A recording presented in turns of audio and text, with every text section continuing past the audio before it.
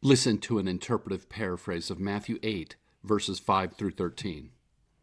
After healing the most excluded kind of person in ancient Israel, a leper, Jesus went to Capernaum, a Jewish city on the Sea of Galilee, where he was confronted by the second most excluded kind of person, a Gentile. Gentiles were allowed within Jerusalem's city limits, unlike lepers, but not allowed within the temple.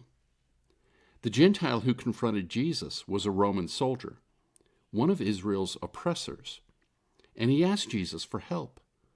"Sovereign," he confessed, "my house servant is paralyzed and suffers terribly. Shall I come to your house and heal him?" Jesus asked, which was scandalous. For good Jewish folk like Jesus were not supposed to taint themselves by entering a Gentile home.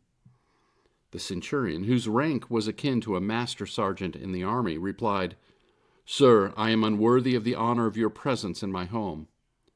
But just say the word and my servant will be made whole. I know how this works, for I too am a man of authority. I say jump, and my men ask how high." Jesus was amazed. He looked around at his disciplined followers and said, "Do you see this? This is the way of trust.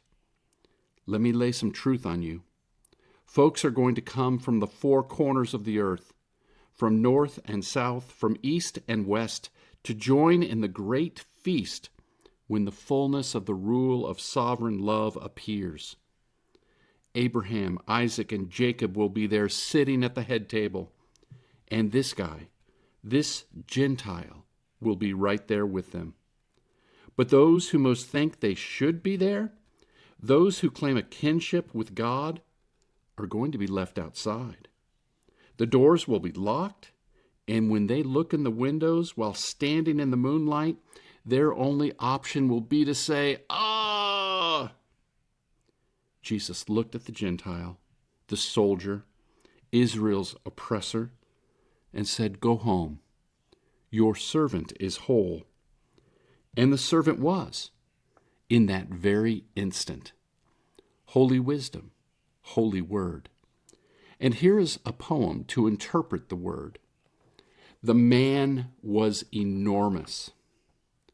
Adam was his name, but not like the biblical one. His parents just liked the name. Adam played football, in the NFL no less. Enormous Adam walked the hallway of my church, filling virtually the entire hallway. I thought about the wisdom of what I had done, inviting this guy to come talk to my youth group. Have I mentioned Adam was enormous? He showed us his Super Bowl ring. He told funny stories about people we'd seen on TV. The youth loved him. And then Adam told the kids about Jesus. He wept gentle tears and told us about his brother who has Down syndrome. He talked about prayer and meeting his future wife. None of us cared Adam was enormous.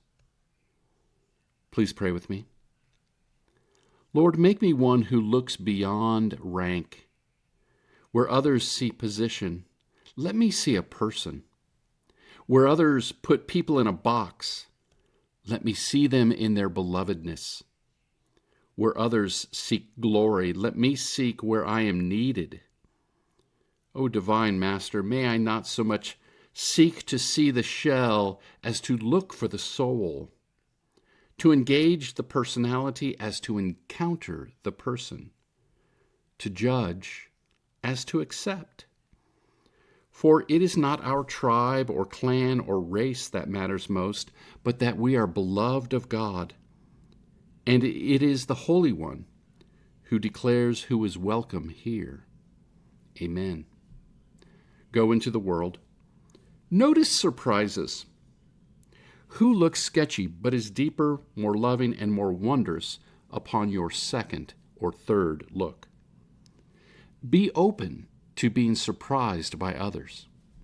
Notice, pray, act.